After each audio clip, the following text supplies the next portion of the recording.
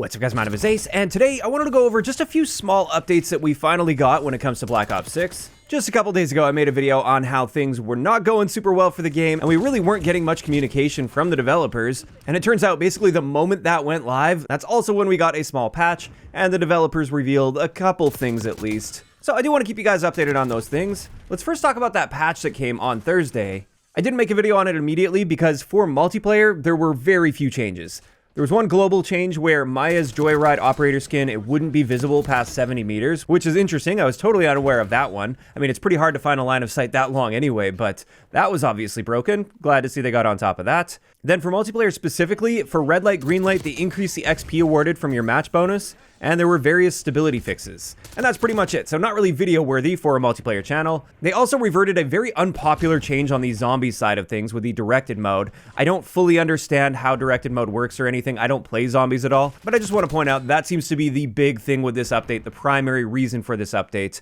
And it really wasn't much about the multiplayer side of things. But like I said, it wasn't just about the updates. As I said, they also revealed a little bit of information on what we can expect going forward, but it's not that much. It's just a few key things that I wanted to point out. The first thing that I am most excited for out of all of this is it looks like we are going to be getting challenge tracking back in the game, just like we had in Modern Warfare 3, so you can select challenges that you want to track, and then if you're in the middle of a match, you can just open up your start menu, and you can see what your progress is on those challenges mid-match, rather than guessing where you're at. And if you miss the challenge completion thing pop up, you might still be working on a challenge that you've already completed. I do that all the time. I constantly miss those pop-ups when I complete a camo, for instance. I usually rely on my stream to tell me about those. So I am happy to see that this is coming back to the game. At the same time, as I've said before, it is very frustrating to run into this situation in the first place, especially with everything being unified with COD HQ and everything. It is frustrating to go from one game that has a great quality of life feature that everybody loves and people use very consistently to suddenly not having that feature the moment the new game launches. And it would be great to see some proper continuity with a lot of features like this. At the end of the day, better late than never, and I'm definitely looking forward to having access to this whenever it does come to the game, and I'm glad to see that it is coming. But for many people, that's too little too late. They've already got all of their camo challenges done, for instance, and there's not many other challenges they're even planning on working toward. So that's the first one, and the next thing they also responded to on Twitter is it looks like we'll also be able to separate our heads-up display settings between multiplayer and zombies. And this is something I did bring up in my feedback video a little while back as well. For people that are switching back and forth between multiplayer and zombies, it's really frustrating. You often want different heads-up display settings because you're playing an entirely different version of the game. And yet when you make changes for your heads-up display in multiplayer, it also changes for zombies and vice versa, which sounds like it would be quite frustrating if you are bouncing between those two modes. So it's nice to see they are going to be working on this as well.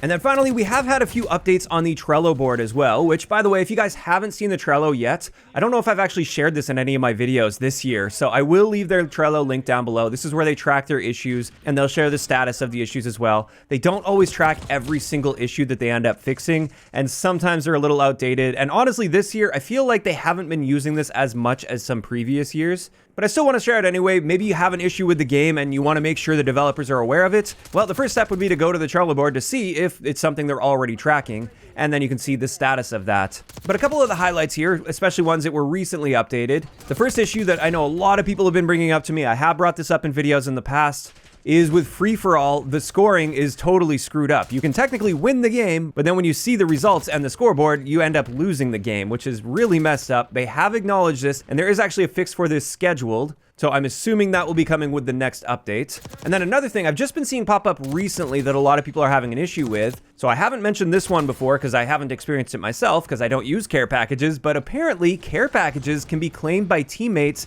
faster than intended. So they can actually steal your care packages from you on a really consistent basis, which shouldn't be the case. Normally it should take them longer to pick that up, where if you call it in, you die and you spawn all the way on the other side of the map, then sure, your teammates can still pick that up before the enemies can, but they should never be beating you to your care package, assuming you didn't die and you just called it in front of you. Now, the status on this one is investigating, not fix scheduled, although this one seems like it would be quite a quick and easy fix. So we'll just have to wait and see on that one. Obviously, there is a lot more going on the Trello as well. And again, I will leave that link down below if you want to check that out. It's just most of those things have been on there for a little while now. It's not new. Or in some cases, they're just such edge case bugs that it's not even worth bringing up in a video because most people will probably never experience them and it doesn't actually affect the gameplay at all. And there we go. That's pretty much it. That's going to wrap it up for just a small handful of little updates that we got finally from the developers.